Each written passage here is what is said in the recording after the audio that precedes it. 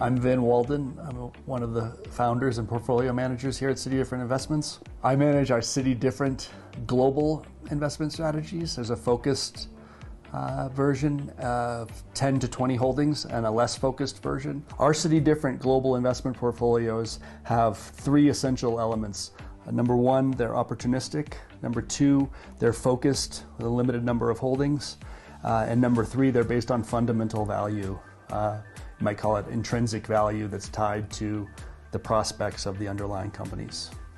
These are strategies that we've developed over the past, call it 30 years of our careers together here in Santa Fe. Our philosophy on individual investments, I'd like to get into, but at the highest level, we're looking for good, undervalued businesses that have a theory or a catalyst as to some improvement, a reason that they could be rated and valued differently in the future. Let me talk first about our high-level investment philosophy with respect to individual investments, which is that we view the stock market and buying shares of companies as actual ownership, pieces of ownership of these individual businesses. Therefore, the share price is tied in the long term directly to the fortunes of those companies, the future profits and the future dividends of those businesses.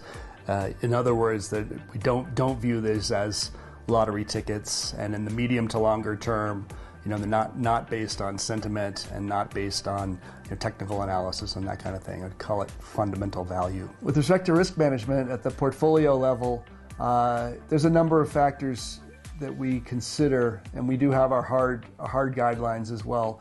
But I think a few that I'd like to flag.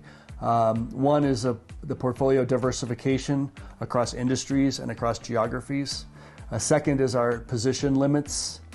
We're careful of not putting too much capital into any one idea.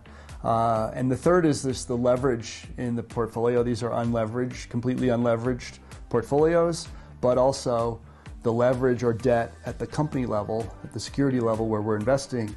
Those companies, as we go through them one by one, you'd see they have very low or in many cases no debt at all, and we like it that way. If we're generally correct about our fundamental analysis, and most importantly, our companies have no debt and they're not going to be disrupted technologically, then that gives you a fair bit of security over time.